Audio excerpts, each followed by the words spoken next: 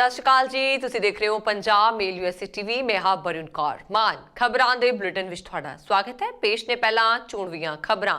Widen ਵੱਲੋਂ ਸੰਸਦ ਨੂੰ ਇਮੀਗ੍ਰੇਸ਼ਨ ਸੁਧਾਰ ਸੰਬੰਧੀ ਬਿੱਲ ਪਾਸ ਕਰਨ ਦੀ ਅਪੀਲ। ਪ੍ਰਵਾਸੀਆਂ ਨੂੰ ਨਾਗਰਿਕਤਾ ਦੇਣ ਦਾ ਵੇਲਾ, ਜੋ ਵਾਈਡਨ। ਕੈਨੇਡਾ ਵਿੱਚ ਡਰੱਗ ਤਸਕਰੀ ਕਰਨ ਦੇ ਦੋਸ਼ ਵਿੱਚ ਕੈਲੀਫੋਰਨੀਆ ਦਾ ਪੰਜਾਬੀ ਜੋੜਾ ਦੋਸ਼ੀ ਕਰਾਰ। ਵਾਈਡਨ ਦਾ ਵੱਡਾ ਫੈਸਲਾ, ਅਮੀਰਾਂ ਤੋਂ ਦੁੱਗਣਾ ਟੈਕਸ ਵਸੂਲ ਕੇ ਗਰੀਬਾਂ ਤੇ ਸਿੱਖਿਆ ਤੇ ਕਰਾਂਗੇ ਖਰਚ। ਭਾਰਤ ਵਿੱਚ ਕਰੋਨਾ ਸੰਕਟ ਨੂੰ ਦੇਖਦੇ ਹੋਏ ਅਮਰੀਕਾ ਦੀ ਆਪਣੇ ਨਾਗਰਿਕਾਂ ਨੂੰ ਜਲਦ ਭਾਰਤ ਛੱਡਣ ਦੀ ਸਲਾਹ। ਪੇਸ਼ ਨੇ ਹੁਣ ਖਬਰਾਂ ਵਿਸਥਾਰ ਨਾਲ। ਅਮਰੀਕਾ ਦੇ ਰਾਸ਼ਟਰਪਤੀ ਜੋ ਬਾਈਡਨ ਨੇ ਕਾਂਗਰਸ ਨੂੰ ਵਿਆਪਕ ਇਮੀਗ੍ਰੇਸ਼ਨ ਸੁਧਾਰ ਸਾਰੇ ਬਿੱਲਾਂ ਨੂੰ ਪਾਸ ਕਰਨ ਦੀ ਅਪੀਲ ਕਰਦਿਆਂ ਕਿਹਾ ਕਿ ਮਹਾਮਾਰੀ ਦੌਰਾਨ ਪ੍ਰਵਾਸੀਆਂ ਨੇ ਅਮਰੀਕਾ ਲਈ ਬਹੁਤ ਕੁਝ ਕੀਤਾ ਹੈ। ਰਾਸ਼ਟਰਪਤੀ ਦਾ ਅਹੁਦਾ ਸੰਭਾਲਣ ਵਾਲੇ ਦਿਨ ਬਾਈਡਨ ਨੇ ਵਿਆਪਕ ਇਮੀਗ੍ਰੇਸ਼ਨ ਬਿੱਲ ਕਾਂਗਰਸ 'ਚ ਭੇਜਿਆ ਸੀ, ਜਿਸ 'ਚ ਕਾਨੂੰਨੀ ਦਰਜਾ ਦੇਣ ਅਤੇ ਅਜਿਹੇ ਹਜ਼ਾਰਾਂ ਪ੍ਰਵਾਸੀਆਂ ਨੂੰ ਨਾਗਰਿਕਤਾ ਦੇਣ ਦੀ ਤਜਵੀਜ਼ ਹੈ ਜਿਨ੍ਹਾਂ ਕੋਲ ਦਸਤਾਵੇਜ਼ ਨਹੀਂ ਨੇ। ਬਾਈਡਨ ਨੇ ਬੁੱਧਵਾਰ ਨੂੰ ਅਮਰੀਕੀ ਕਾਂਗਰਸ ਦੇ ਸਾਂਝੇ ਇਜਲਾਸ ਨੂੰ ਆਪਣੇ ਪਹਿਲੇ ਸੰਬੋਧਨ ਦੌਰਾਨ ਕਿਹਾ ਕਿ ਇਮੀਗ੍ਰੇਸ਼ਨ ਹਮੇਸ਼ਾ ਅਮਰੀਕਾ ਲਈ ਜ਼ਰੂਰੀ ਰਿਹਾ ਹੈ। ਆਓ ਇਮੀਗ੍ਰੇਸ਼ਨ ਤੇ ਆਪਣੀ ਲੜਾਈ ਖਤਮ ਕਰੀਏ। ਪਿਛਲੇ 30 ਸਾਲਾਂ ਤੋਂ ਵੱਧ ਸਮੇਂ ਤੋਂ ਆਗੂ ਇਮੀਗ੍ਰੇਸ਼ਨ ਸੁਧਾਰਾਂ ਬਾਰੇ ਗੱਲ ਕਰਦੇ ਆ ਰਹੇ ਨੇ, ਪਰ ਉਹਨਾਂ ਇਸ ਬਾਰੇ ਕੁਝ ਨਹੀਂ ਕੀਤਾ ਤੇ ਹੁਣ ਸਮਾਂ ਆ ਗਿਆ ਹੈ ਕਿ ਬਿੱਲ ਨੂੰ ਪਾਸ ਕੀਤਾ ਜਾਵੇ। ਉਹਨਾਂ ਨੇ ਕਿਹਾ ਕਿ ਅਮਰੀਕਾ 'ਚ ਪੱਕੇ ਤੌਰ ਤੇ ਰਹਿਣ ਦਾ ਸੁਪਨਾ ਦੇਖਣ ਵਾਲਿਆਂ ਲਈ ਇਹ ਬਿੱਲ ਹੋਣਾ ਪਾਸ ਜ਼ਰੂਰੀ ਹੈ। ਅਮਰੀਕਾ ਦੇ ਰਾਸ਼ਟਰਪਤੀ ਜੋ ਬਾਈਡਨ ਨੇ ਕਾਂਗਰਸ ਨੂੰ ਪ੍ਰਵਾਸ ਸੰਬੰਧੀ ਵੱਡੇ ਸੁਧਾਰਾਂ ਨੂੰ ਪਾਸ ਕਰਨ ਦੀ ਅਪੀਲ ਕਰਦਿਆਂ ਕਿਹਾ ਕਿ ਮਹਾਮਾਰੀ ਦੌਰਾਨ ਪ੍ਰਵਾਸੀਆਂ ਨੇ ਅਮਰੀਕਾ ਲਈ ਬਹੁਤ ਕੁਝ ਕੀਤਾ। ਅਹੁਦਾ ਸੰਭਾਲਣ ਦੇ ਪਹਿਲੇ ਦਿਨ ਬਾਈਡਨ ਨੇ ਇਮੀਗ੍ਰੇਸ਼ਨ ਬਿੱਲ ਕਾਂਗਰਸ ਵਿੱਚ ਭੇਜਿਆ, ਜਿਸ ਵਿੱਚ ਹਜ਼ਾਰਾਂ ਪ੍ਰਵਾਸੀਆਂ ਜਿਹੜੇ ਨਾਜਾਇਜ਼ ਹਨ ਨੂੰ ਨਾਗਰਿਕਤਾ ਦੇਣ ਲਈ ਕਿਹਾ ਗਿਆ ਹੈ। ਕੈਨੇਡਾ ਦੇ ਸੂਬੇ ਅਲਬਰਟਾ ਵਿੱਚ ਸਾਲ 2017 ਦੌਰਾਨ ਕੋਕੀਨ ਦੀ ਤਸਕਰੀ ਕਰਨ ਦੇ ਦੋਸ਼ ਹੇਠ ਅਮਰੀਕਾ ਦੇ ਕੈਲੀਫੋਰਨੀਆ ਸੂਬੇ ਦੇ ਇੱਕ ਪੰਜਾਬੀ ਜੋੜੇ ਨੂੰ ਸਥਾਨਕ ਅਦਾਲਤ ਵੱਲੋਂ ਦੋਸ਼ੀ ਕਰਾਰ ਕਰ ਦਿੱਤਾ ਗਿਆ। ਕੈਲੀਫੋਰਨੀਆ ਦੇ ਗੁਰਵਿੰਦਰ ਤੂਰ ਅਤੇ ਉਸ ਦੀ ਪਤਨੀ ਕਿਰਨਦੀਪ ਤੂਰ ਨੂੰ ਸਾਲ 2017 ਵਿੱਚ ਕੈਨੇਡਾ ਅਮਰੀਕਾ ਬਾਰਡਰ ਤੇ 100 ਕਿਲੋ ਕੋਕੀਨ ਸਮੇਤ ਗ੍ਰਿਫਤਾਰ ਕੀਤਾ ਗਿਆ ਸੀ, ਜਦੋਂ ਉਹ ਇੱਕ ਟਰੱਕ ਰਾਹੀਂ ਕੈਨੇਡਾ ਵਿੱਚ ਦਾਖਲ ਹੋ ਰਹੇ ਸਨ। ਇਹ ਡਰੱਗ ਉਹਨਾਂ ਦੇ ਟਰੱਕ ਵਿੱਚੋਂ ਬਰਾਮਦ ਹੋਏ ਸੀ, ਜਿਸ ਦਾ ਮੁੱਲ ਉਸ ਸਮੇਂ ਦੌਰਾਨ 6 ਤੋਂ 8 ਮਿਲੀਅਨ ਡਾਲਰ ਦੇ ਕਰੀਬ ਬਣਦਾ ਸੀ। ਦੱਸਣਯੋਗ ਹੈ ਕਿ 2 ਸਤੰਬਰ ਸਨ 2017 ਵਾਲੇ ਦਿਨ ਇਹਨਾਂ ਦੋਵਾਂ ਨੂੰ ਇੱਕ ਕਮਰਸ਼ੀਅਲ ਟਰੱਕ ਵਿੱਚ ਅਮਰੀਕਾ ਕੈਨੇਡਾ ਦੇ ਕੂਟਸ ਬਾਰਡਰ ਵਿਖੇ ਕੈਨੇਡਾ ਵਿੱਚ ਦਾਖਲ ਹੁੰਦਿਆਂ ਗ੍ਰਿਫਤਾਰ ਕੀਤਾ ਗਿਆ ਸੀ। ਉਹਨਾਂ ਦੇ ਟਰੱਕ ਵਿੱਚੋਂ ਤਕਰੀਬਨ 100 ਕਿਲੋ ਦੇ ਕਰੀਬ ਕੋਕੀਨ ਜ਼ਬਤ ਕੀਤੀ ਗਈ ਸੀ। 3 ਸਾਲ ਦੇ ਕਰੀਬ ਚੱਲੀ ਅਦਾਲਤੀ ਕਾਰਵਾਈ ਦੌਰਾਨ ਇਹਨਾਂ ਦੋਨਾਂ ਨੂੰ ਦੋਸ਼ੀ ਕਰਾਰ ਕਰ ਦਿੱਤਾ ਗਿਆ ਅਤੇ ਆਉਣ ਵਾਲੀ 10 ਮਈ 2021 ਨੂੰ ਅਗਲੇਰੀ ਕਾਰਵਾਈ ਤੇ ਸਜ਼ਾ ਸੁਣਾਉਣ ਬਾਰੇ ਫੈਸਲਾ ਕੀਤਾ ਜਾ ਸਕਦਾ ਹੈ। ਕੈਨੇਡੀਅਨ ਬਾਰਡਰ ਸਰਵਿਸਿਜ਼ ਏਜੰਸੀ ਵੱਲੋਂ ਫੜੀ ਨਸ਼ਿਆਂ ਦੀ ਇਹ ਖੇਪ ਉਸ ਸਮੇਂ ਕੈਨੇਡਾ ਦੇ ਇਤਿਹਾਸ ਵਿੱਚ ਨਸ਼ਿਆਂ ਦੀ ਸਾਰਿਆਂ ਤੋਂ ਵੱਡੀ ਖੇਪ ਮੰਨੀ ਜਾਂਦੀ ਸੀ।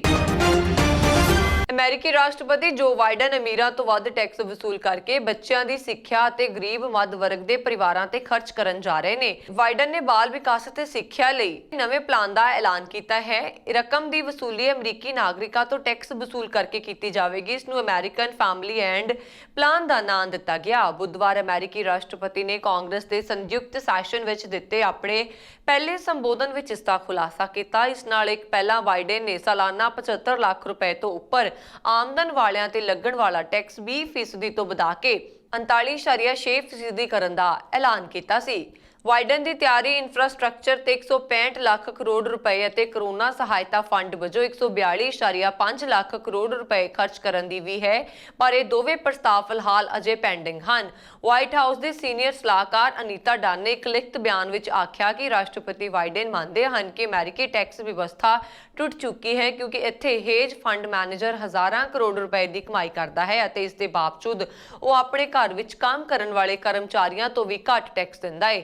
ਇਸ ਵਿਵਸਥਾ ਨੂੰ ਸੁਧਾਰਨ ਲਈ ਵੀ ਬਾਈਡਨ ਇਹ ਕਦਮ ਚੁੱਕ ਰਹੇ ਹਨ ਤਾਂ ਜੋ ਨਵੀਂ ਟੈਕਸ ਵਿਵਸਥਾ ਵਿੱਚ ਜਨ ਕਲਿਆਣਕਾਰੀ ਪ੍ਰੋਗਰਾਮਾਂ ਨੂੰ ਲੋੜੀਂਦੀ ਸਰਕਾਰੀ ਗ੍ਰਾਂਟ ਮਿਲ ਸਕੇ, ਜਿਸ ਵਿੱਚ ਮੱਧ ਵਰਗੀ ਪਰਿਵਾਰਾਂ ਨੂੰ ਫਾਇਦਾ ਵੀ ਹੋਣਾ ਚਾਹੀਦਾ ਹੈ ਅਤੇ ਟੈਕਸ ਦਾ ਭਾਰ ਅਮੀਰ ਲੋਕਾਂ ਤੇ ਪਿਆ। ਕਾਂਗਰਸ ਵਿੱਚ ਇਹ ਪ੍ਰਸਤਾਵ ਆਸਾਨੀ ਨਾਲ ਪਾਸ ਹੋ ਜਾਵੇਗੀ, ਇਸ ਦੀ ਗਾਰੰਟੀ ਨਹੀਂ ਹੈ। ਕਾਰਨ ਇਹ ਹੈ ਕਿ ਕਾਂਗਰਸ ਸੈਨੇਟ ਵਿੱਚ ਬਾਈਡਨ ਦੀ ਡੈਮੋਕ੍ਰੈਟਿਕ ਪਾਰਟੀ ਕੋਲ ਸਪਸ਼ਟ ਬਹੁਮਤ ਨਹੀਂ ਹੈ। ਹਾਲਾਂਕਿ ਉਪ ਰਾਸ਼ਟਰਪਤੀ ਕਮਲਾ ਹੈਰਿਸ ਜੋ ਸੈਨੇਟ ਦੀ ਮੁਖੀ ਵੀ ਹੈ ਦਾ ਵੋਟ ਵੀਟੋ ਬਣ ਸਕਦਾ ਹੈ। ਜ਼ਿਕਰਯੋਗ ਹੈ ਕਿ ਬਾਈਡਨ ਨੇ ਰਾਸ਼ਟਰਪਤੀ ਬਣਨ ਦੇ 100 ਦਿਨ ਪੂਰੇ ਹੋਣ ਤੋਂ ਪਹਿਲਾਂ ਹੀ ਇੰਨਾ ਵੱਡਾ ਫੈਸਲਾ ਲਿਆ। ਅਮਰੀਕਾ ਨੇ ਆਪਣੇ ਨਾਗਰਿਕਾਂ ਨੂੰ ਭਾਰਤ ਦੀ ਯਾਤਰਾ ਨਾ ਕਰਨ ਦੀ ਸਲਾਹ ਦਿੱਤੀ। ਨਾਲ ਹੀ ਜੋ ਲੋਕ ਪਹਿਲਾਂ ਹੀ ਭਾਰਤ 'ਚ ਹਨ ਉਹਨਾਂ ਨੂੰ ਜਲਦ ਤੋਂ ਜਲਦ ਦੇਸ਼ ਛੱਡਣ ਦੀ ਹਦਾਇਤ ਦਿੱਤੀ ਹੈ। ਅਮਰੀਕੀ ਦੂਤ ਘਰ ਦੇ ਆਪਣੇ ਕਰਮੀਆਂ ਦੇ ਪਰਿਵਾਰਾਂ ਨੂੰ ਵੀ ਸਮਾਂ ਰਹਿੰਦੇ ਭਾਰਤ ਤੋਂ ਪਰਤਣ ਲਈ ਕਿਹਾ ਗਿਆ ਹੈ। ਉਹਨਾਂ ਦੀ ਦਲੀਲ ਹੈ ਕਿ ਭਾਰਤ 'ਚ ਕੋਵਿਡ-19 ਦੇ ਮਾਮਲੇ ਵਧਣ ਵਿਚਾਲੇ ਹਰ ਤਰ੍ਹਾਂ ਦੀ ਮੈਡੀਕਲ ਦੇਖਭਾਲ ਦੇ ਵਸੀਲੇ ਸੀਮਤ ਹੋ ਗਏ ਨੇ। ਅਮਰੀਕਾ ਨੇ ਭਾਰਤ ਦੇ ਚੌਥੇ ਗੇੜ ਦੀ ਯਾਤਰਾ ਸਲਾਹ ਜਾਰੀ ਕੀਤੀ, ਜੋ ਵਿਦੇਸ਼ ਵਿਭਾਗ ਵੱਲੋਂ ਜਾਰੀ ਕੀਤੇ ਜਾਣ ਵਾਲਾ ਸਭ ਤੋਂ ਜ਼ਿਆਦਾ ਪੱਧਰ ਦੀ ਸਲਾਹ ਹੁੰਦੀ ਹੈ। ਸਲਾਹ 'ਚ ਅਮਰੀਕੀ ਨਾਗਰਿਕਾਂ ਨੂੰ ਭਾਰਤ ਦੀ ਯਾਤਰਾ ਨਾ ਕਰਨ ਜਾਂ ਜਲਦ ਤੋਂ ਜਲਦ ਉੱਥੇ ਨਿਕਲਣ ਲਈ ਕਿਹਾ ਗਿਆ, ਕਿਉਂਕਿ ਦੇਸ਼ 'ਚ ਮੌਜੂਦਾ ਸਿਹਤ ਹਾਲਾਤ ਕਾਰਨ ਅਜਿਹਾ ਕਰਨਾ ਸੁਰੱਖਿਅਤ ਹੈ। ਅਮਰੀਕੀ ਵਿਦੇਸ਼ ਵਿਭਾਗ ਨੇ ਟਵੀਟ ਕੀਤਾ, ਭਾਰਤ ਵਿੱਚ ਕੋਵਿਡ-19 ਦੇ ਮਾਮਲਿਆਂ ਕਾਰਨ ਮੈਡੀਕਲ ਦੇਖਭਾਲ ਦੇ ਵਸੀਲੇ ਬੇਹੱਦ ਸੀਮਤ ਨੇ। ਭਾਰਤ ਛੱਡਣ ਦੀ ਇੱਛਾ ਰੱਖਣ ਵਾਲੇ ਅਮਰੀਕੀ ਨਾਗਰਿਕਾਂ ਨੂੰ ਹੁਣ ਉਪਲਬਧ ਵਪਾਰਕ ਬਦਲਾਂ ਦੀ ਵਰਤੋਂ ਕਰਨੀ ਚਾਹੀਦੀ ਹੈ। ਅਮਰੀਕਾ ਲਈ ਰੋਜ਼ ਚੱਲਣ ਵਾਲੀਆਂ ਉਡਾਣਾਂ ਅਤੇ ਪੈਰਿਸ ਅਤੇ ਫ੍ਰੈਂਕਫਰਟ ਤੋਂ ਹੋ ਕੇ ਆਉਣ ਵਾਲੀਆਂ ਉਡਾਣਾਂ ਉਪਲਬਧ ਹਨ। ਕੋਰੋਨਾ ਦੀ ਦੂਜੀ ਲਹਿਰ ਵਿੱਚ ਸਰਕਾਰ ਨਾਕਾਮ ਹੋਈ ਤਾਂ ਵਿਦੇਸ਼ੀ ਮੀਡੀਆ ਵੀ ਸੱਚਾਈ ਖੁੱਲ੍ਹ ਕੇ ਸਾਹਮਣੇ ਰੱਖ ਰਹੀ ਹੈ। ਹਾਲ ਹੀ ਉਦਾਹਰਨ ਫਰਾਂਸ ਦੇ ਅਖਬਾਰ ਲੇ ਮੋਂਡੇ ਦੀ ਹੈ। ਫਰਾਂਸ ਦੇ ਇੱਕ ਅਖਬਾਰ ਨੇ ਲਿਖਿਆ ਹੈ ਕਿ ਹਰ ਰੋਜ਼ 3.5 ਲੱਖ ਨਵੇਂ ਕੋਰੋਨਾ ਮਰੀਜ਼ ਅਤੇ 2000 ਤੋਂ ਵੱਧ ਮੌਤਾਂ। ਇਹ ਸਥਿਤੀ ਖਤਰਨਾਕ ਵਾਇਰਸ ਕਾਰਨ ਹੈ, ਪਰ ਇਸ ਪਿੱਛੇ ਪ੍ਰਧਾਨ ਮੰਤਰੀ ਨਰਿੰਦਰ ਮੋਦੀ ਦੇ ਕਮੰਡ, ਬੜਬੋਲੇਪਣ ਅਤੇ ਕਮਜ਼ੋਰ ਪਲਾਨਿੰਗ ਦਾ ਵੀ ਹੱਥ ਹੈ। ਦੁਨੀਆ ਭਰ ਵਿੱਚ ਵੈਕਸੀਨ ਐਕਸਪੋਰਟ ਕਰਕੇ ਖੱਟੀ ਵਾਹ 3 ਮਹੀਨੇ ਬਾਅਦ ਖੁਦ ਭਾਰਤ ਵਿੱਚ ਖੌਫ ਦਾ ਮੰਜ਼ਰ ਵੇਖਣ ਨੂੰ ਮਿਲਿਆ। ਇਹਨਾਂ ਸਭ ਤੋਂ ਇਲਾਵਾ ਅੰਤਰਰਾਸ਼ਟਰੀ ਮੀਡੀਆ ਵਿੱਚ ਮੋਦੀ ਬਾਰੇ ਦੀ ਵਾਸ਼ਿੰਗਟਨ ਪੋਸਟ ਨੇ ਲਿਖਿਆ ਕਿ ਹਜ਼ਾਰਾਂ ਲੋਕ ਮੈਚ ਦੇਖਣ ਗਏ, ਕੁੰਭ ਵਿੱਚ ਲੱਖਾਂ ਦੀ ਭੀੜ, ਚੋਣਾਂ ਦੀਆਂ ਰੈਲੀਆਂ ਹੋਈਆਂ ਅਤੇ ਕਰੋਨਾ ਜਾਨਲੇਵਾ ਬਣਿਆ। ਉੱਥੇ ਦੀ ਗਾਰਡੀਅਨ ਨੇ ਲਿਖਿਆ ਕਿ ਡੋਨਾਲਡ ਟਰੰਪ ਦੇ ਵਾਂਗ ਮੋਦੀ ਵੀ ਕਰੋਨਾ ਦੇ ਵੱਧਦੇ ਮਾਮਲਿਆਂ ਵਿਚਾਲੇ ਚੋਣਾਂ ਲਈ ਰੈਲੀਆਂ ਕਰਦੇ ਰਹੇ। ਟਾਈਮ ਨਾਂ ਦੀ ਮੈਗਜ਼ੀਨ ਨੇ ਮੋਦੀ ਬਾਰੇ ਲਿਖਿਆ ਕਿ ਅਮੀਰਾਂ ਨੂੰ ਆਪਣੀ ਪਹੁੰਚ ਨਾਲ ਹਸਪਤਾਲ ਮਿਲੇ। ਪੀਐਮ ਮੋਦੀ ਦੀ ਨਾਕਾਮੀ ਨਾਲ ਕਰੋਨਾ ਘਾਤਕ ਹੋਇਆ। ਦੱਸ ਦਈਏ ਕਿ ਭਾਰਤ ਵਿੱਚ ਬੀਤੇ ਕੁਝ ਦਿਨਾਂ ਤੋਂ ਲਗਾਤਾਰ ਵੱਡੀ ਗਿਣਤੀ ਵਿੱਚ ਕਰੋਨਾ ਦੇ ਮਾਮਲੇ ਲਗਾਤਾਰ ਸਾਹਮਣੇ ਆ ਰਹੇ ਨੇ, ਜਿਸ ਦਾ ਕਾਰਨ ਕਰੋਨਾ ਦੀ ਨਵੀਂ ਲਹਿਰ ਨੂੰ ਦੱਸਿਆ ਜਾ ਰਿਹਾ ਹੈ। ਪਰ ਅੰਤਰਰਾਸ਼ਟਰੀ ਮੀਡੀਆ ਨੇ ਆਪਣੀਆਂ ਰਿਪੋਰਟਾਂ ਸਾਫ਼ ਕਰ ਦਿੱਤੀਆਂ ਨੇ। ਇਸ ਦੇ ਲਈ ਨਾ ਤਾਂ ਭਾਰਤ ਸਰਕਾਰ ਤਿਆਰ ਸੀ ਅਤੇ ਮੋਦੀ ਦੀਆਂ ਚੋਣ ਰੈਲੀਆਂ ਕਰੋਨਾ ਨੂੰ ਦੁਬਾਰਾ ਘਾਤਕ ਬਣਾਉਣ ਲਈ ਅਹਿਮ ਰੋਲ ਨਿਭਾ ਗਈਆਂ। ਅਮਰੀਕਾ ਵੱਲੋਂ ਭਾਰਤ ਵਿੱਚ ਕਰੋਨਾ ਦੀ ਦੂਜੀ ਲਹਿਰ ਕਾਰਨ ਕੇਸਾਂ 'ਚ ਲਗਾਤਾਰ ਹੋ ਰਹੇ ਵਾਧੇ ਤੇ ਮੌਤਾਂ ਦੀ ਗਿਣਤੀ ਕਾਰਨ ਭਾਰਤ ਨੂੰ $100 ਮਿਲੀਅਨ ਤੋਂ ਵੱਧ ਦੀ ਜ਼ਰੂਰੀ ਮੈਡੀਕਲ ਉਤਪਾਦਨ ਪ੍ਰਣਾਲੀਆਂ ਦੀ ਸਪਲਾਈ ਤੇਜ਼ੀ ਨਾਲ ਸ਼ੁਰੂ ਕਰ ਰਿਹਾ ਹੈ। ਬੀਤੇ ਦਿਨ ਅਮਰੀਕਾ ਦੇ ਰਾਸ਼ਟਰਪਤੀ ਜੋ ਬਾਈਡਨ ਅਤੇ ਭਾਰਤ ਦੇ ਪ੍ਰਧਾਨ ਮੰਤਰੀ ਵੱਲੋਂ ਟੈਲੀਫੋਨ ਤੇ ਹੋਈ ਗੱਲਬਾਤ ਵਿੱਚ ਰਾਸ਼ਟਰਪਤੀ ਨੇ ਭਾਰਤ ਨੂੰ ਭਰੋਸਾ ਦਿੱਤਾ ਸੀ ਕਿ ਉਹ ਹਰ ਤਰ੍ਹਾਂ ਨਾਲ ਭਾਰਤ ਨਾਲ ਖੜੇ ਨੇ ਤੇ ਕਰੋਨਾ ਵਾਇਰਸ ਨੂੰ ਖਤਮ ਕਰਨ ਲਈ ਹਰ ਜ਼ਰੂਰੀ ਵਸਤੂ ਅਮਰੀਕਾ ਭੇਜੇਗਾ। ਅੱਜ ਟ੍ਰੈਵਿਸ ਹਵਾਈ ਸੈਨਾ ਦੇ ਅੱਡੇ ਤੋਂ ਅਮਰੀਕੀ ਫੌਜ ਟਰਾਂਸਪੋਰਟਰਸ ਜਹਾਜ਼ ਰਾਹੀਂ ਪਹਿਲੀ ਖੇਪ, ਜਿਸ ਵਿੱਚ ਕੈਲੀਫੋਰਨੀਆ ਸਟੇਟ ਵੱਲੋਂ ਦਾਨ ਕੀਤੇ ਗਏ 440 oxygen cylinder, regulator, rapid diagnostics test ਕਿੱਟਾਂ, USAID ਵੱਲੋਂ ਪ੍ਰਦਾਨ ਕੀਤੇ ਗਏ 1 ਲੱਖ N95 ਮਾਸਕ ਵੀ ਸ਼ਾਮਲ ਨੇ, ਸਮੇਤ ਹੋਰ ਫਰੰਟ ਲਾਈਨ ਤੇ ਕੰਮ ਕਰਦੇ ਕਰੋਨਾ ਨਾਲ ਬੁਰੀ ਤਰ੍ਹਾਂ ਪ੍ਰਭਾਵਿਤ ਹੋਏ ਭਾਰਤ ਦੀ ਮਦਦ ਲਈ ਅਮਰੀਕੀ ਸਰਕਾਰ ਵੱਲੋਂ ਭੇਜੀ ਗਈ ਇਮਦਾਦ ਦੀ ਉਡਾਨ ਦਿੱਲੀ ਪਹੁੰਚ ਗਈ ਹੈ। ਅਮਰੀਕੀ ਰੱਖਿਆ ਸਕੱਤਰ ਲੋਇਡ ਆਸਟਿਨ ਨੇ ਕਿਹਾ ਕਿ ਇਸ ਦੇ ਨਾਲ ਹੀ ਹੋਰ ਸਮਾਨ ਵੀ ਤੇਜ਼ੀ ਨਾਲ ਭਾਰਤ ਲਈ ਰਵਾਨਾ ਕੀਤਾ ਜਾਵੇਗਾ। ਵਾਈਟ ਹਾਊਸ ਦੇ ਇੱਕ ਬਿਆਨ ਵਿੱਚ ਕਿਹਾ ਗਿਆ, ਜਿਵੇਂ ਭਾਰਤ ਨੇ ਮਹਾਮਾਰੀ ਦੇ ਸ਼ੁਰੂ ਵਿੱਚ ਅਮਰੀਕਾ ਦੀ ਸਹਾਇਤਾ ਕੀਤੀ ਸੀ, ਉਸੇ ਤਰ੍ਹਾਂ ਸੰਯੁਕਤ ਰਾਜ ਅਮਰੀਕਾ ਇਸ ਔਖੀ ਘੜੀ ਵਿੱਚ ਆਪਣੇ ਸਹਿਯੋਗੀ ਭਾਰਤ ਦੀ ਹਰ ਤਰ੍ਹਾਂ ਨਾਲ ਮਦਦ ਕਰਨ ਲਈ ਦ੍ਰਿੜ ਹੈ।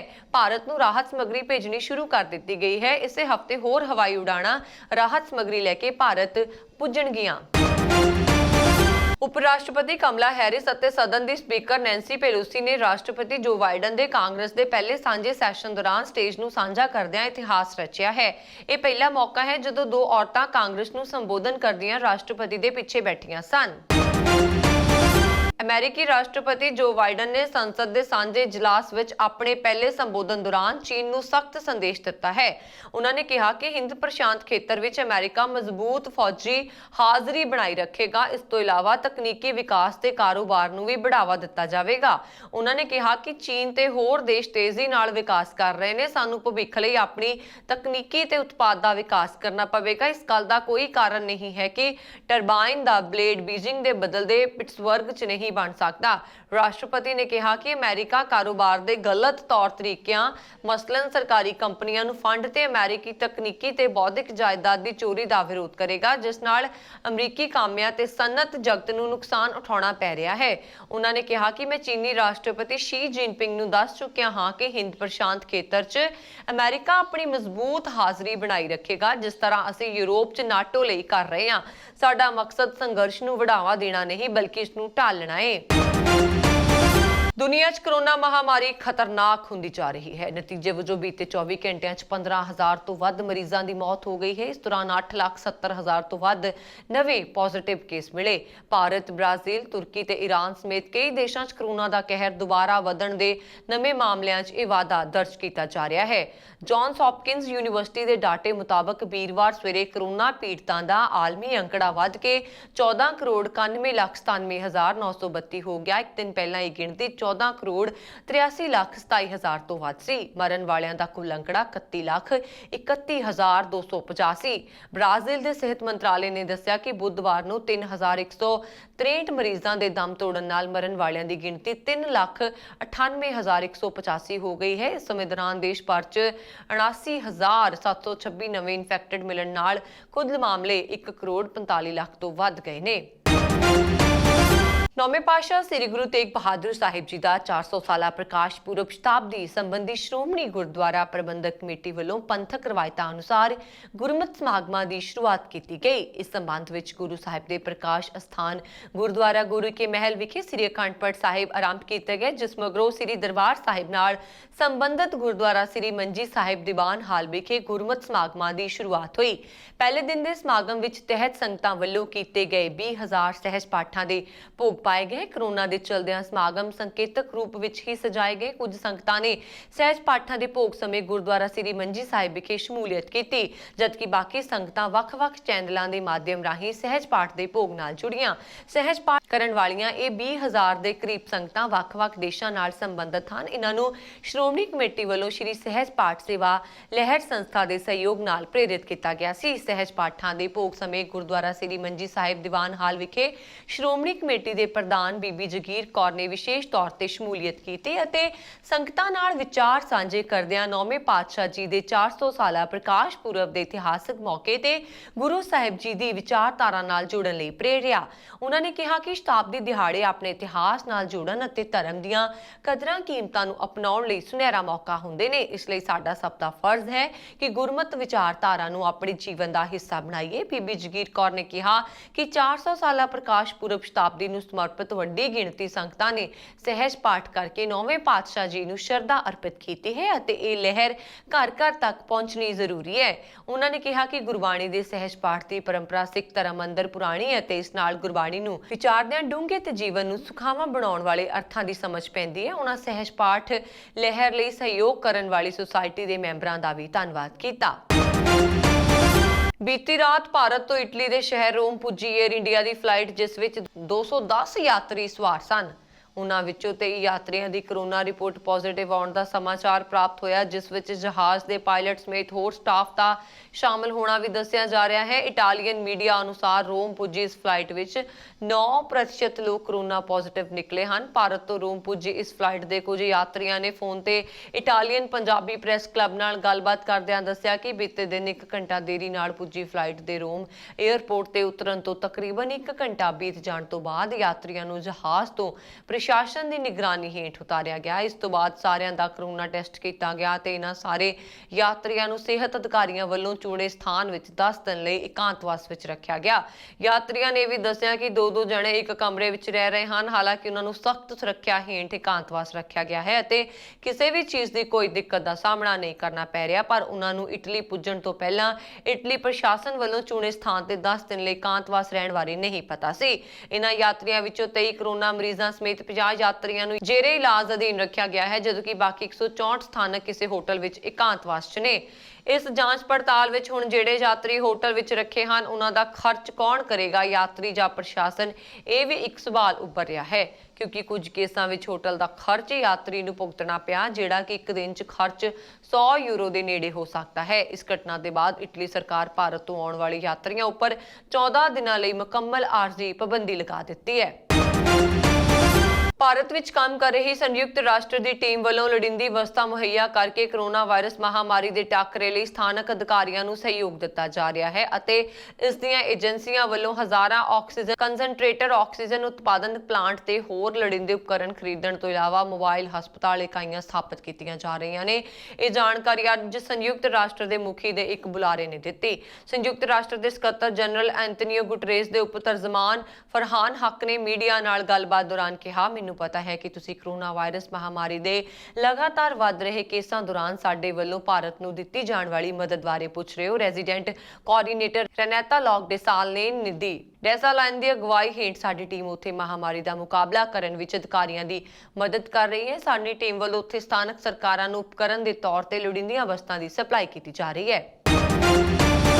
कोरोना महामारी खिलाफ भारत की लड़ाई जंग पद्धर ते जारी है। इस वेले दुनिया भर के सब मुल्कों तो भारत नूं समर्थन मिल रहा है। इस दरम्यान अमेरिका ते कनेडा की हद ते स्थित नियाग्रा फॉल्स भारत के समर्थन विच तिरंगे के रंग विच रंगिया नजर आया।